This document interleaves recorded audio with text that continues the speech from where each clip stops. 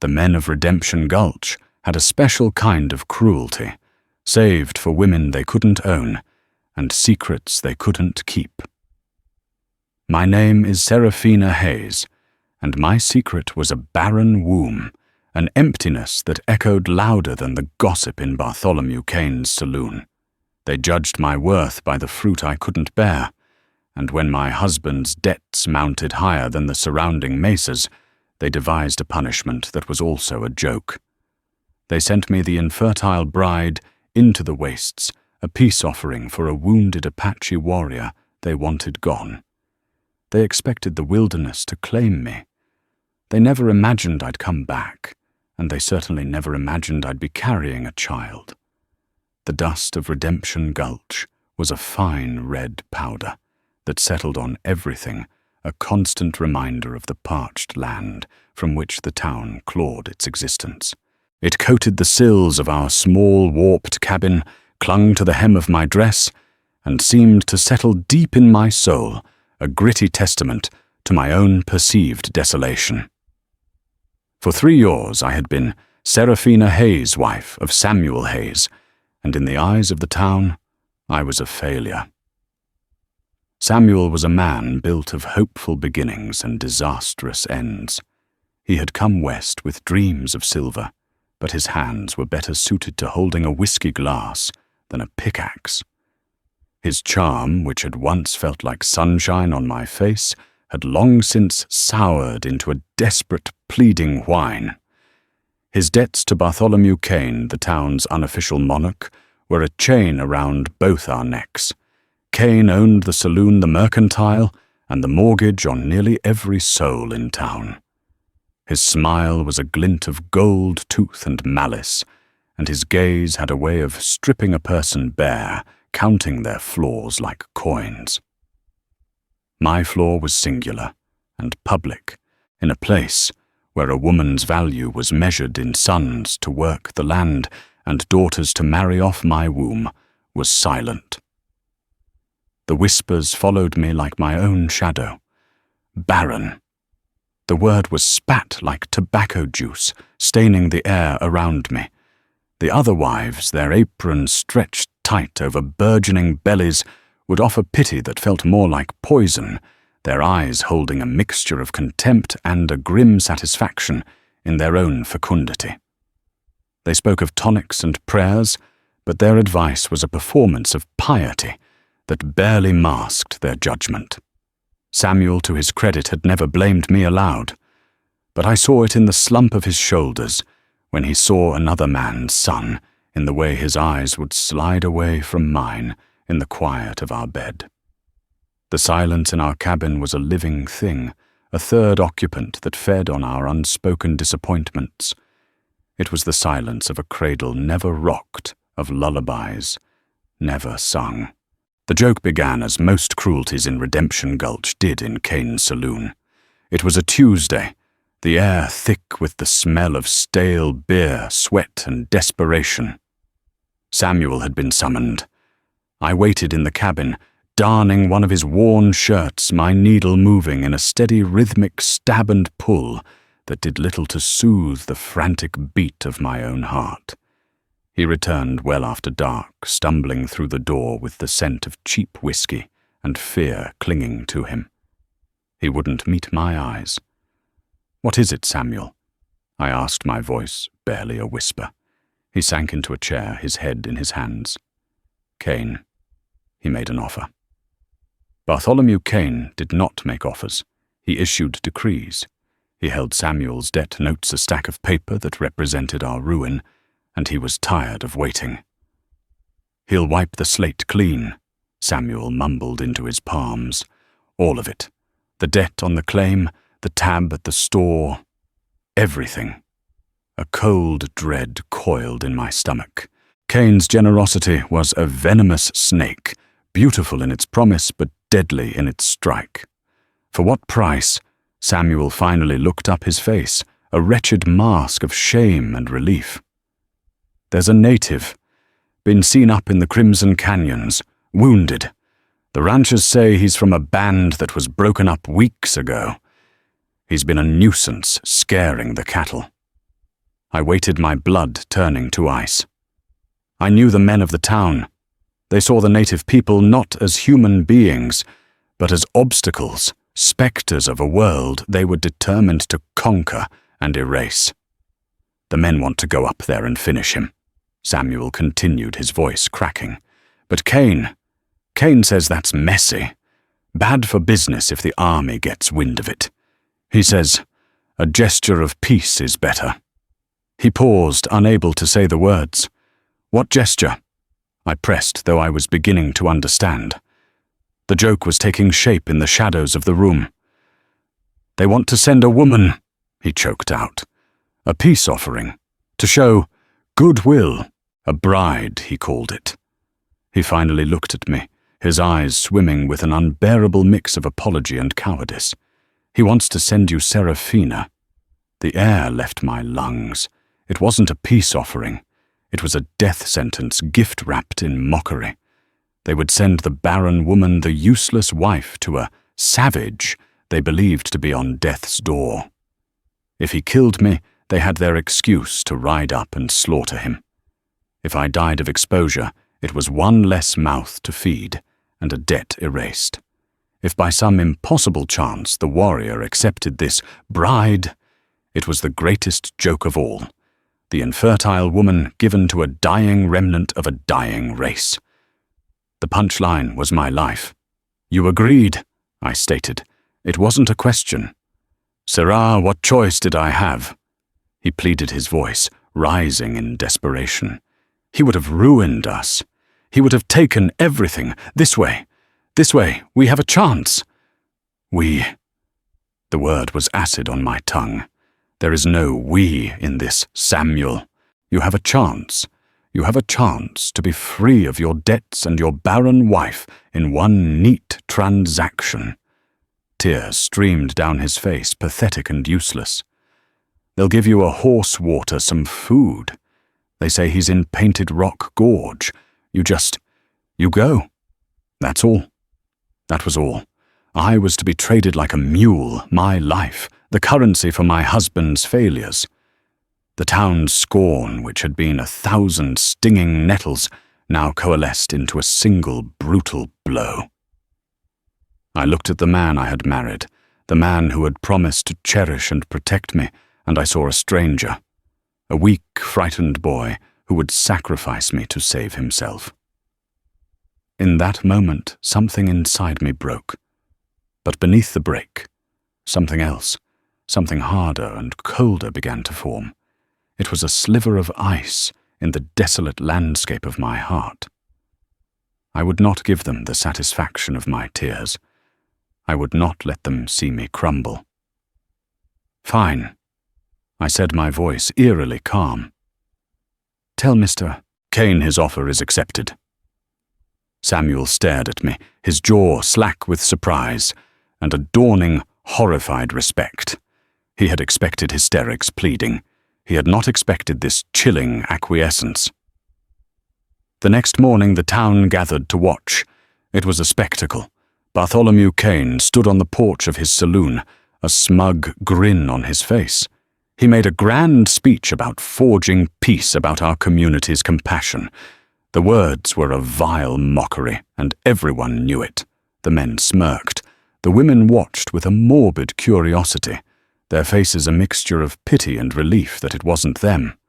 They gave me a sway-backed mare, a single water skin, and a sack with a loaf of stale bread and a strip of dried beef. It was just enough provisions to make their pretense of charity seem plausible. As I mounted the horse, my movements stiff and deliberate, Cain stepped forward. You bring him peace, Mrs. Hayes, he said, his voice loud enough for all to hear. Show him the gentle heart of civilization. I looked down at him, my gaze level and cold. For the first time, I think he saw past the barren wife and glimpsed the woman I was becoming. He saw someone who had nothing left to lose, and that I realized was a terrifying kind of freedom. I did not look at Samuel. I couldn't bear to see his face. I simply turned the mare's head towards the west, towards the jagged teeth of the crimson canyons, and rode out of Redemption Gulch without a backward glance. The silence of the wilderness ahead was less daunting than the silence I was leaving behind. They had sent me into the wild to die a punchline to their cruel joke. But a story doesn't always end the way its authors intend. The sun was a merciless hammer in a brassy sky. Within an hour of leaving Redemption Gulch, the town was a mere smudge on the horizon, easily erased by the shimmering heat haze.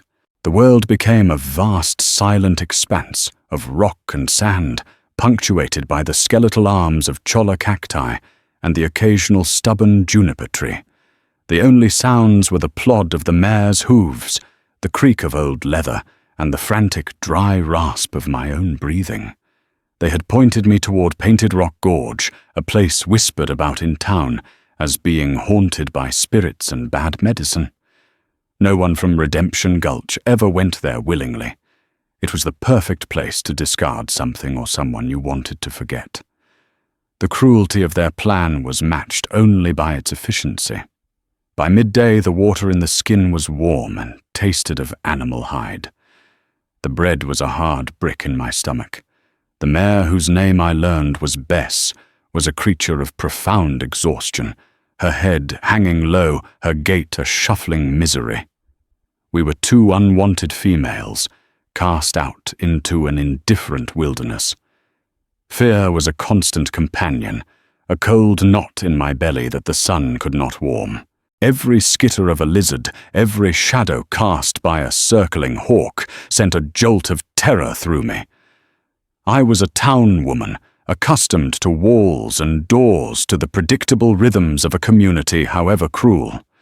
Out here there was no protection. I was prey.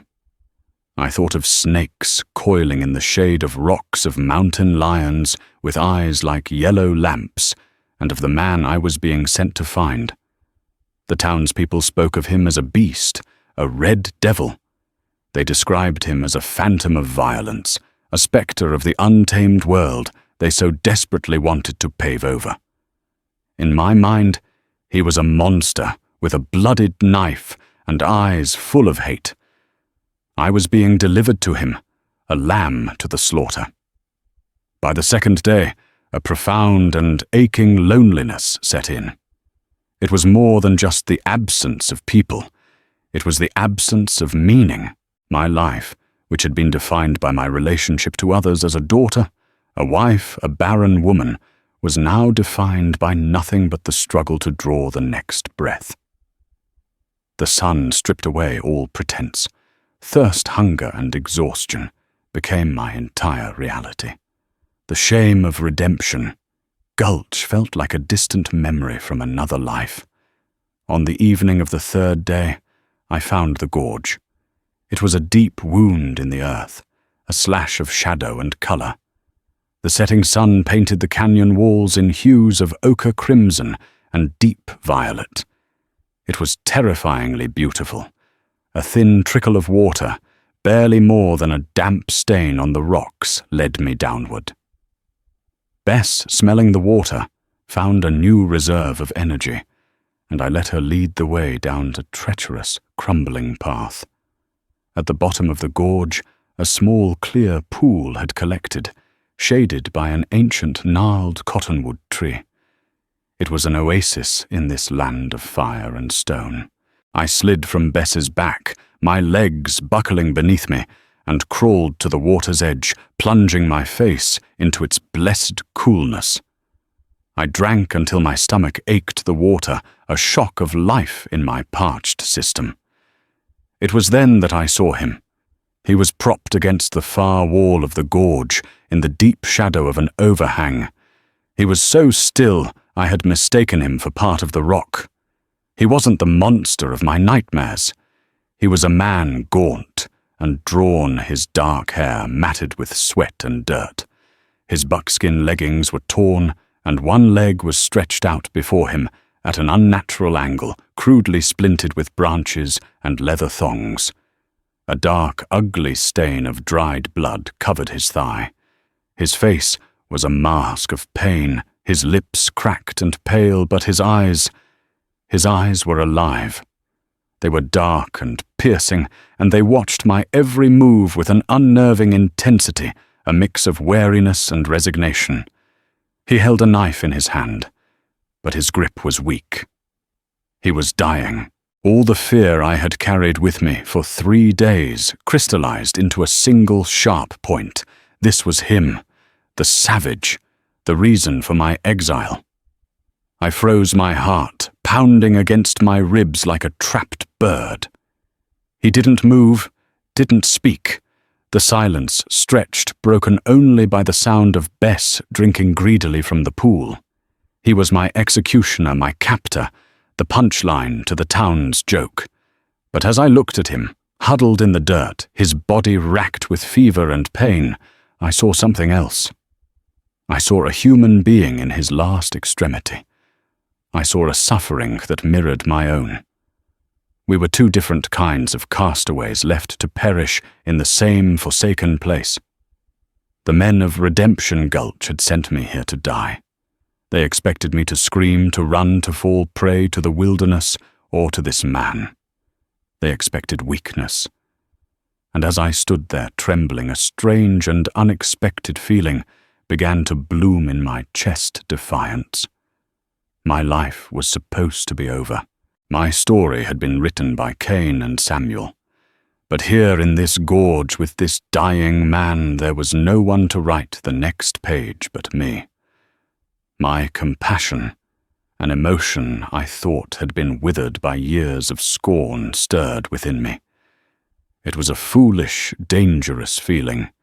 Helping him could get me killed. Leaving him to die was the sensible thing to do. It was what was expected.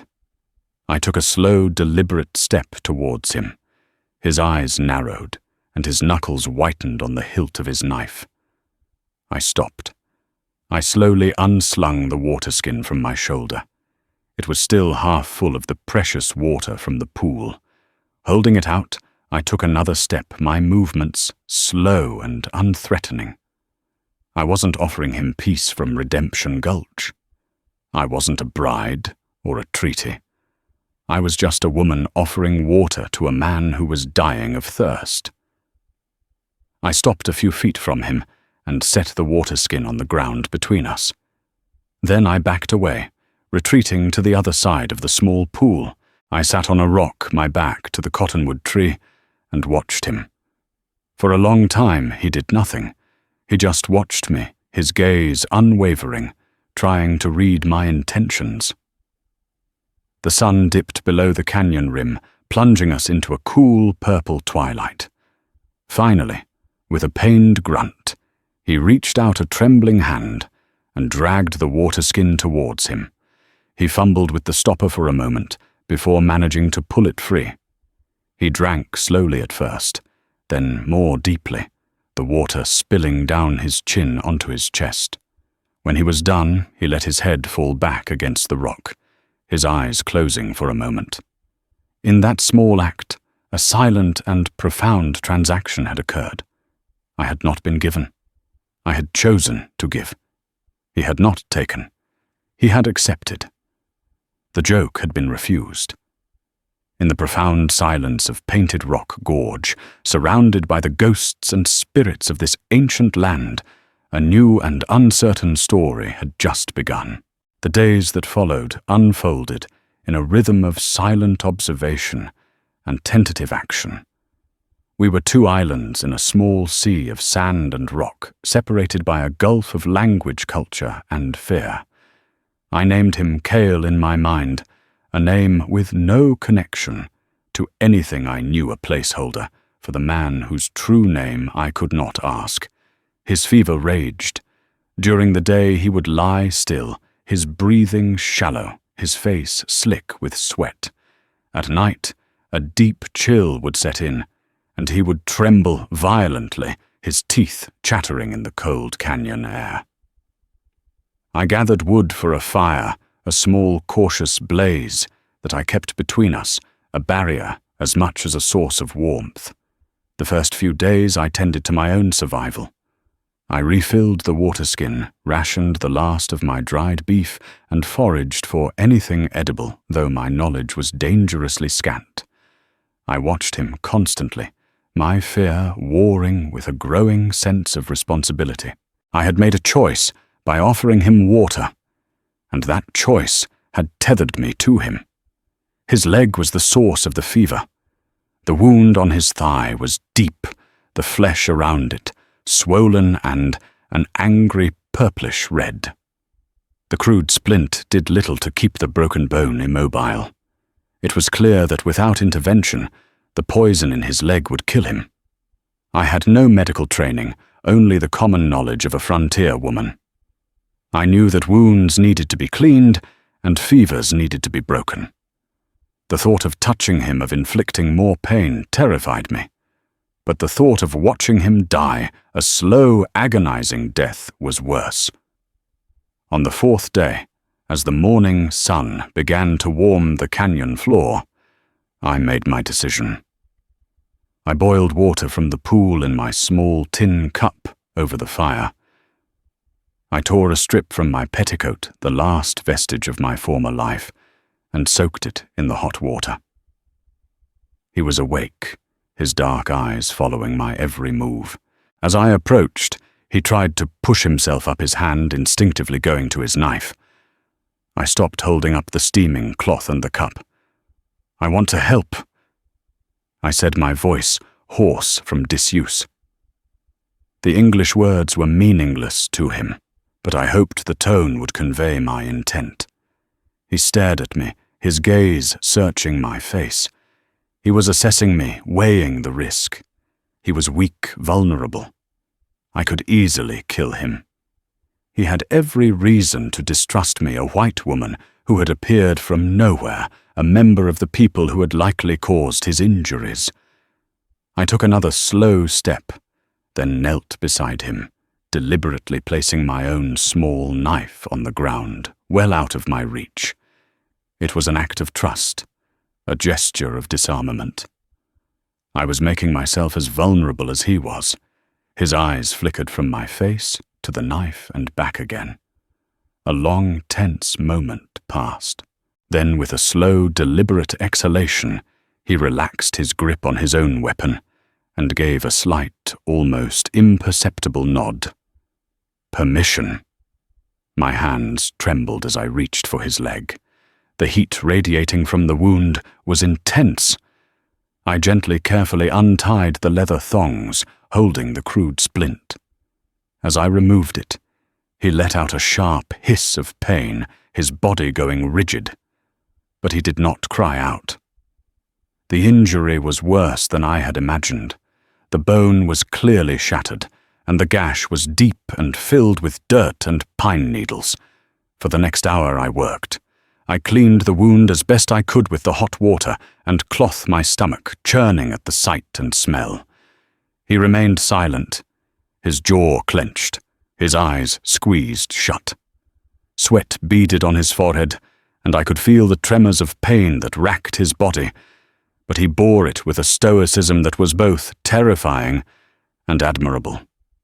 When I was done, I knew I needed to do more.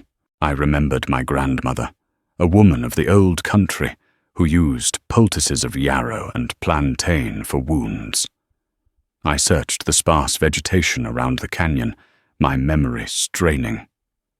I found a plant with feathery leaves that looked like yarrow, and another with broad-ribbed leaves I prayed was plantain. I chewed the leaves into a paste, a crude but necessary method, and applied the poultice to the cleaned wound before binding it with more strips from my petticoat. I then found 2 straight, sturdy branches from the cottonwood, and using the leather thongs, resplinted his leg this time, making sure it was as straight and immobile as I could manage.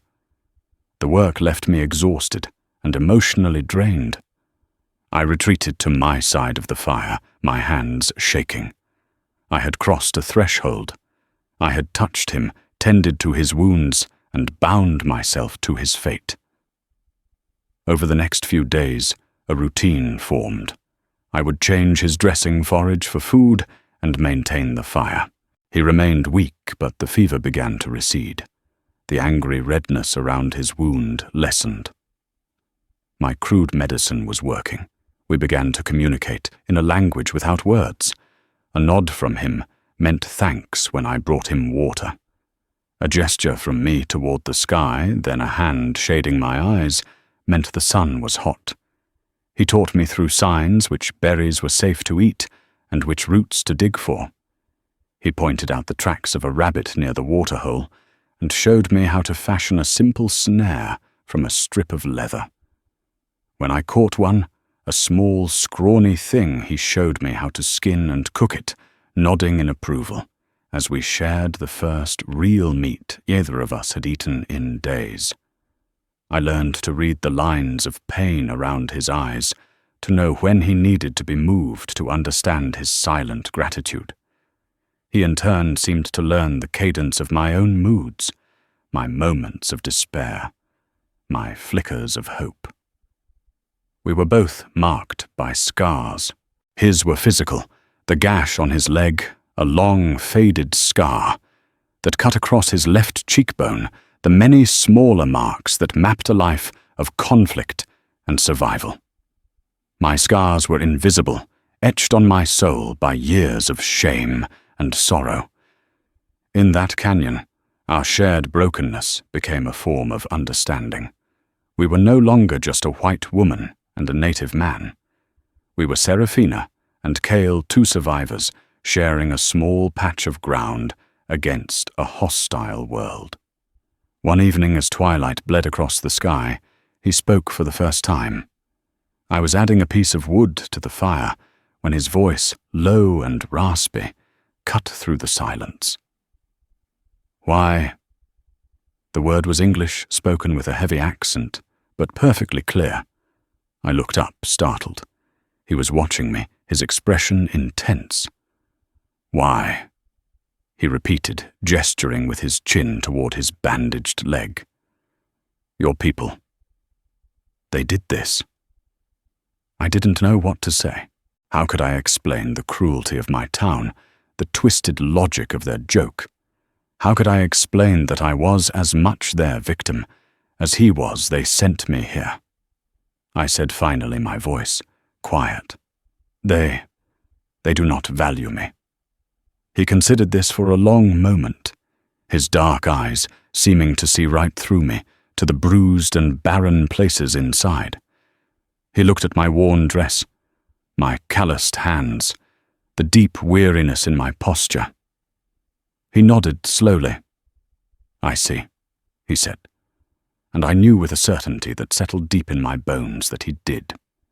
He understood what it was to be judged worthless, to be cast out. That single word and his quiet understanding forged a bond between us, stronger than any shared language. We were no longer just sharing a fire, we were sharing the weight of our histories. The language of scars was a dialect we both spoke fluently. In the heart of that lonely gorge, I had found not a savage, but the first person who had ever truly seen me. The season began to turn. The brutal heat of high summer softened into the crisper golden light of early autumn. Kyle's leg was healing. The deep gash was closing, knitting itself into a new scar, and the swelling had gone down entirely. He was able to sit up for longer periods, and with the help of a sturdy crutch I fashioned for him from a cottonwood branch, he could even stand for a few moments at a time. His strength returned in small increments. He began to take over tasks, showing me how to chip flint, to create a sharper edge on my knife, how to read the clouds for signs of rain. His hands, though still thin, were deft and sure. There was an economy to his every movement, a deep and ingrained knowledge of the world around us. I was the student now, and he the patient teacher. Our conversations were sparse, limited by his halting English and my complete lack of his tongue. But we filled the gaps with gestures and a growing instinctual understanding. He told me through a combination of words and drawings in the sand that his people were gone. He drew figures of men on horses of fire and smoke. He drew a line through them all, a stark and brutal finality. He was the only one left, a man without a tribe. I, in turn, told him about Samuel, about the debt, about the town's cruel mockery of my barrenness. I spoke the word barren aloud to him, and though he did not understand its meaning, he understood the pain with which I said it. He simply watched me, his expression unreadable but not unkind. He did not offer pity. He offered something far more valuable, his quiet, validating presence. Life in the gorge settled into a peaceful, if precarious, routine. The constant gnawing fear that had defined my first days in the wilderness had been replaced by a quiet competence.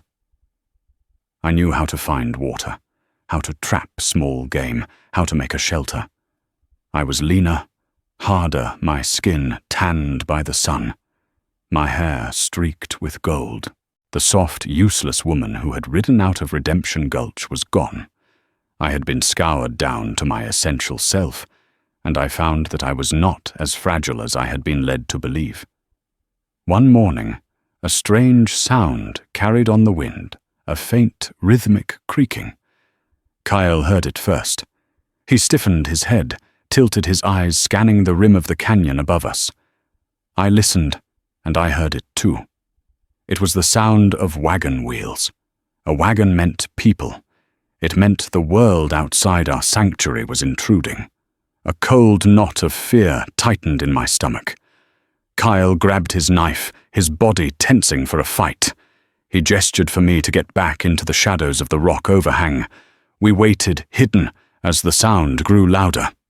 It was coming from the west, following an old, faint trail that ran along the top of the gorge. Then we heard a different sound. Shouts.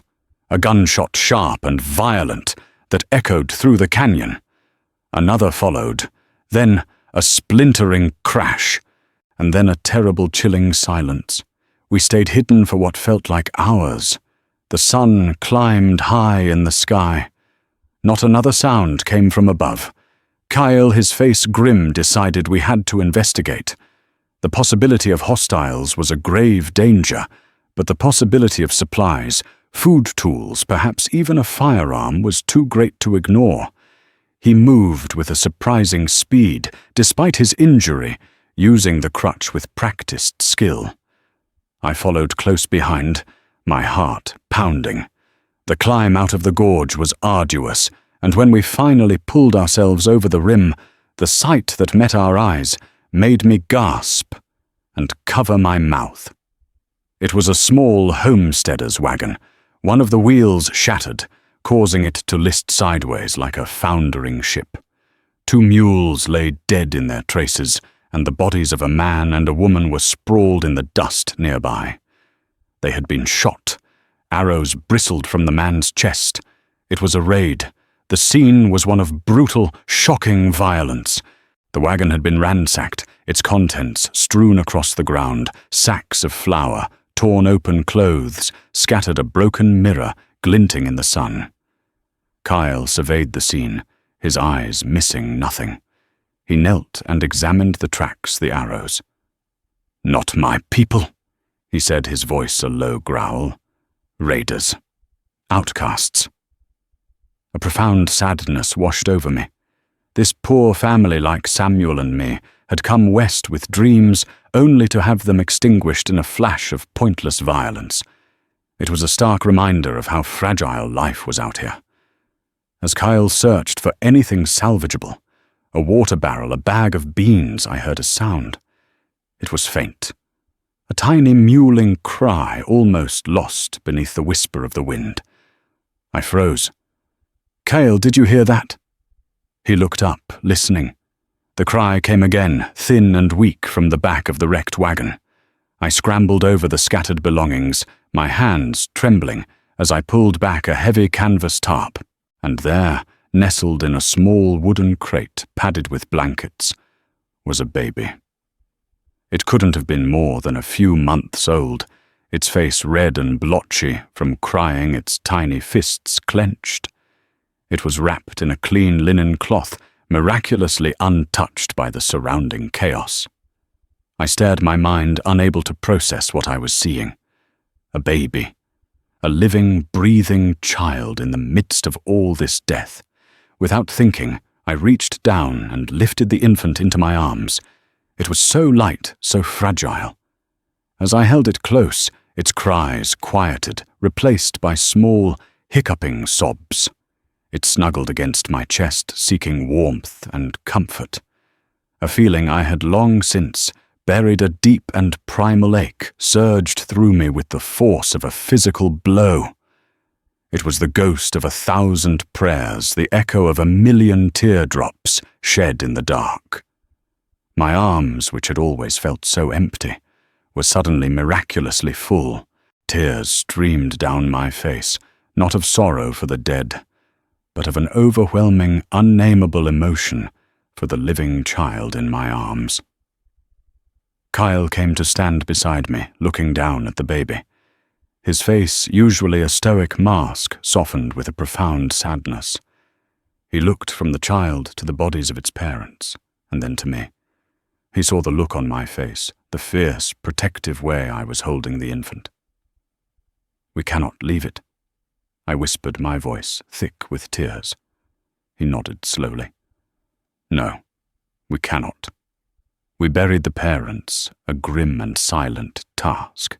We wrapped them in their own blankets and laid them to rest under a pile of stones, marking their graves with a crude cross made from 2 pieces of a broken wagon board. It was all we could do. We salvaged what we could: a barrel of water, a sack of cornmeal, an axe, and most importantly, the small wooden crate with the baby's few belongings, some cloth diapers, a small tin of milk powder, and a silver locket. I opened the locket. Inside was a tiny, expertly painted portrait of the woman, and on the other side a single name was engraved: Rowan. We took the child, whom I now thought of as Rowan, back down into the sanctuary of the gorge. That night, as I sat by the fire, feeding the baby, a thin gruel of cornmeal and water from my fingertips, something shifted inside me. The barren woman was gone. The joke was over. I was no longer defined by my emptiness. I was defined by the small, warm weight in my arms, by the tiny mouth that searched for sustenance, by the absolute, fierce certainty that I would protect this child with my life. Kyle watched us from across the fire. He saw the transformation, the purpose that now radiated from me. He had seen me at my lowest, a discarded, frightened creature. Now he saw a mother. I had been sent into the wilderness as a punishment for being unable to bear a child. And now the wilderness had given me one. Not from my body, but for my soul. Bartholomew Kane and the men of Redemption Gulch had written me out of their story. They had no idea I was just beginning to write my own. The arrival of Rowan changed everything. The silent canyon, once a place of mere survival, became a home. The rhythm of our days was now dictated by the baby's needs. My hands, once raw from foraging and hauling wood, learned a new gentleness as I bathed him in the pool, changed his cloth diapers, and rocked him to sleep under the vast, starry sky. The ache in my heart, the hollow space that had defined me for so long, was filled with a fierce and boundless love for this child. He was not of my blood, but he was of my heart. Every time he grasped my finger with his tiny hand, every time his unfocused eyes blinked up at me, he healed a part of me I thought was irreparably broken. Kyle, too, was transformed by the child's presence. The grim survivor, the last of his tribe, revealed a tenderness I would never have expected. He would sit for hours carving small, smooth wooden toys for Rowan, a bird, a horse, a perfectly round ball. He would watch me sing the old lullabies my mother had once sung to me, his expression soft. Sometimes, when Rowan fussed, Kyle would take him and murmur to him in his own language a low melodic sound that seemed to calm the baby instantly. We were a strange and unlikely family, forged in tragedy and bound by the needs of an innocent child. We knew our time in the gorge was limited. The salvaged cornmeal wouldn't last forever, and the coming winter would bring snow to the high country, making survival even more difficult. We needed supplies.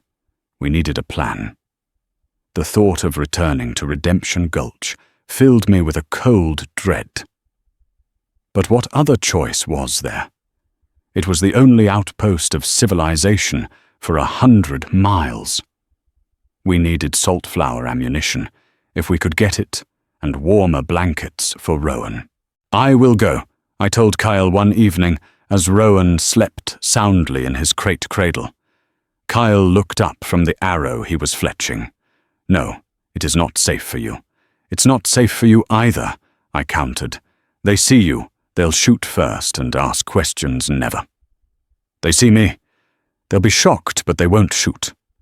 Not in the middle of town." I took a deep breath. "I have to face them, Kyle. For Rowan, I won't spend my life hiding in a canyon." He saw the resolve in my eyes and did not argue further. He simply nodded. "We will go together.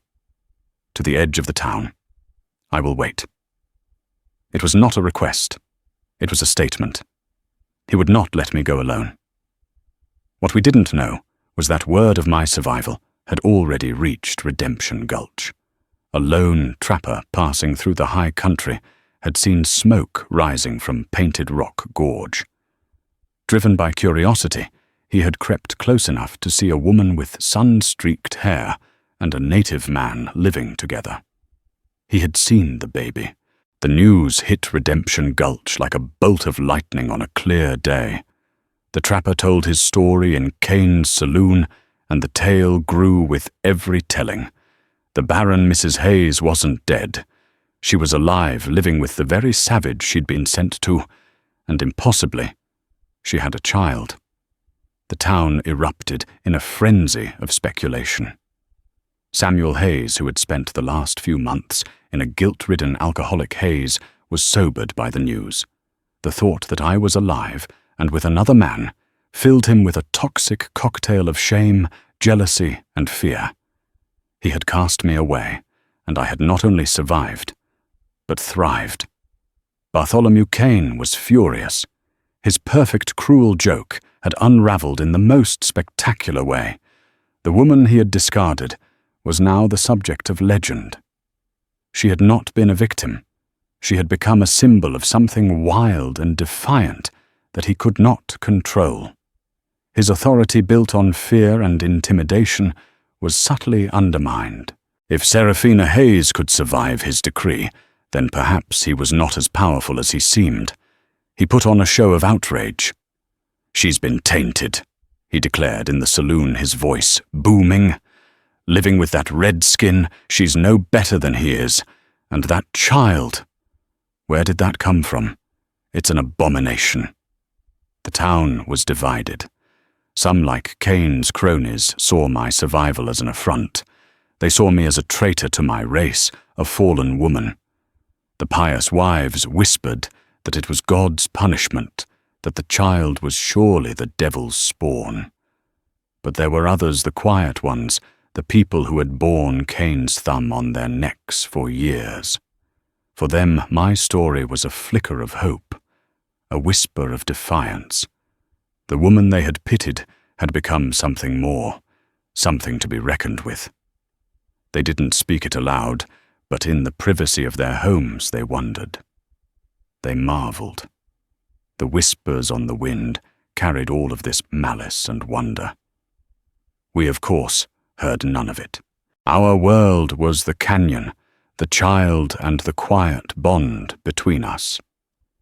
We prepared for our journey back to the world of men, unaware that the world was already preparing for us.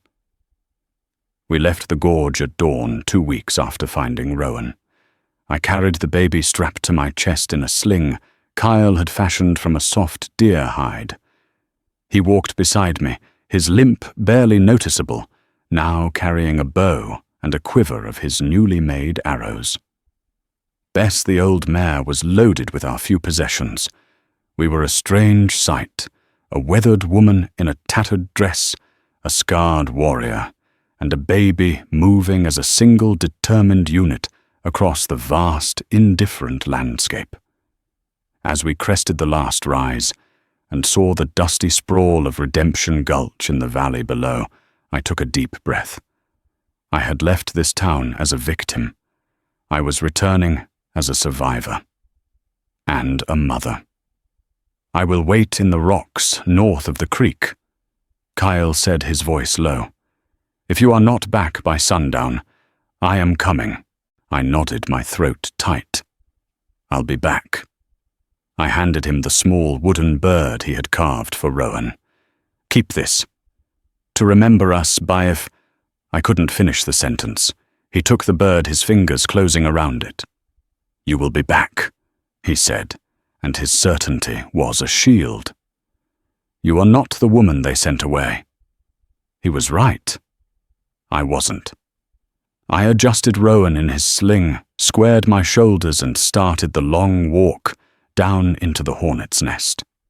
Walking into Redemption Gulch was like stepping back into a bad dream. The same dust, the same rickety false front buildings, the same scent of manure and despair. But I was different. The sun and wind had tanned my skin and stripped away my softness. My gaze was direct, my stride purposeful, and strapped to my chest was the undeniable, impossible proof of my new life, a child. The first person to see me was old Mrs. Gable, sweeping the porch of the dress shop. Her broom froze mid-sweep. Her jaw dropped, her eyes widening in disbelief. The clatter of her broom hitting the wood planks was the first sound to break the midday stupor. Heads began to turn. A blacksmith, his hammer poised over an anvil, stopped his work. Men loafing outside the saloon straightened up their smirks, fading into expressions of stunned confusion. Windows and doors opened. Faces appeared.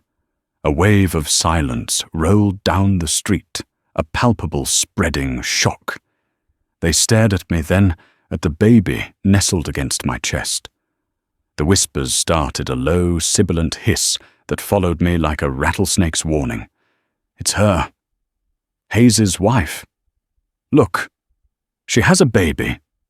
I ignored them all. My focus was singular, the mercantile. I needed supplies, and I would not be deterred. I walked with my head held high, my hand resting protectively on Rowan's back. He slept peacefully, oblivious to the storm his presence was creating. As I reached the center of town, two figures emerged from the saloon blocking my path: Bartholomew Kane and my husband, Samuel. Kane's face was a thundercloud of fury. His polite, civilized mask had slipped, revealing the raw, ugly entitlement beneath. He had orchestrated my demise, and my very existence was an act of defiance against him. Samuel looked like a ghost. He was thinner, his eyes bloodshot and haunted. He stared at me, then at Rowan, and a look of profound, agonizing conflict washed over his features. He saw the woman he had thrown away, returned from the dead, transformed into someone he no longer recognized. And he saw the child, the living symbol of everything he had failed to be. Saraphina. He breathed, his voice a dry croak. I met his gaze, but I felt nothing. No love, no hate, only a distant, weary pity. "Samuel." Kane stepped forward, his bulk casting a long shadow. "Well, well." He boomed, his voice dripping with venom. "Look what the buzzards dragged in. We all thought you were dead, Mrs. Hayes." "Your disappointment is noted, Mr. Kane," I replied, my voice steady and clear. It carried in the dead silence of the street. His eyes narrowed, flicking down to Rowan. "And what is that?" "Some kind of souvenir you picked up from your savage lover." A collective gasp went through the crowd of onlookers. The insult was crude, public, and designed to shame me, to put me back in the box he had created for me. But the shame would not stick. I had lived through too much to be wounded by his words. "This," I said, my voice ringing with a strength I didn't know I possessed, "is my son. His name is Rowan." "Your son?" Cain laughed, a harsh, ugly sound. "Don't be ridiculous. Everyone knows you're as barren as this desert. You think you can walk back in here with some half-breed bastard and call it your own?" Before I could respond, Samuel took a staggering step forward. Is it his?" he asked, his eyes locked on Rowan, his voice trembling with a desperate, pathetic jealousy. "The warriors—" I finally looked at my husband, at the pathetic ruin he had become. "His father and mother are dead," I said, my voice softening slightly for the sake of the child. "They were good people whose path crossed with men far more savage than any warrior I have met." My eyes flicked meaningfully to Cain. The implication hung in the air. I had seen the true savagery, and it was not in the wilderness. "Enough of this," Cain snarled. He was losing control of the narrative, and he knew it. "You have no place here, woman. You abandoned your husband, shacked up with an Indian. You are a disgrace. This town wants nothing to do with you or your foundling." "I am not here for the town's approval," I stated calmly. "I am here for supplies. I have pelts to trade." I gestured to the small bundle on Bess's back. "And then I will be on my way." "Your way to where?" Cain sneered. "Back to your mud hut in the canyons. That's no place to raise a child. A decent, God-fearing town is where he belongs, perhaps with a proper family." The threat was unmistakable. He was implying he could take Rowan from me. A primal, cold fury, unlike anything I had ever known, rose up in me. I took a step back, my body instinctively shielding the baby. "You will not touch him," I said, my voice dropping to a low, dangerous whisper. Every ounce of hardship, every moment of fear, every drop of love I felt for this child was in that simple sentence. It was not a plea. It was a promise. The crowd was mesmerized. This was not the timid, shamed Saraphina Hayes they had known. This was someone else entirely. A woman who had walked through fire and emerged forged into steel. Cain saw it too. He saw that his usual tactics of shame and intimidation were useless against me. He was about to retort when the mercantile owner, a balding man named Abernathy, who had always been cowed by Cain, spoke up from his doorway. "Let her trade, Bartholomew," he said, his voice quavering but firm. "She's a customer. The pelts are good." Cain shot him a look of pure venom, but the spell of his authority had been momentarily broken. Other townspeople murmured in agreement. They were afraid of Cain, but they were also captivated by the drama, by this unexpected assertion of will. My defiance had given a sliver of courage to others. Thwarted, Cain fell silent, his face mottled with rage. He was a bully who had been challenged in his own schoolyard, and he didn't know how to react. I turned my back on him and on Samuel, and walked toward the mercantile. The crowd parted for me, their eyes full of a new and bewildering emotion, respect. I had walked into the heart of their judgment, and had not flinched. I had claimed my child, my life, and my dignity, right in the dusty main street of the town that had tried to strip me of all three. The joke was well and truly over, and Bartholomew Cain was not laughing. Inside the mercantile, Samuel's pleas for a second chance were pathetic and useless. "There is nothing for me here with you," I told him, the finality in my voice, a wall between us. Our conversation was cut short as Bartholomew Cain and two hired thugs blocked the doorway, their rifles ready. The town scattered. "Hand over the boy," Cain snarled, his authority absolute. "We'll see he's raised in an orphanage away from your corrupting influence." The threat was clear. He would take Rowan even if it meant killing me. Just as my hope waned, the town's silence shattered. Samuel, in a final desperate act of courage, lunged at one of the thugs, creating a chaotic distraction. As I seized the moment, grabbing my supplies and running for my horse, the other thug aimed his rifle at me. A pistol shot cracked from the mercantile porch. Mr. Abernathy, the timid shopkeeper, had chosen a side. Amid the chaos, Cain drew his own pistol, but before he could fire an arrow, hissed from the northern ridge, embedding itself in the post beside his head.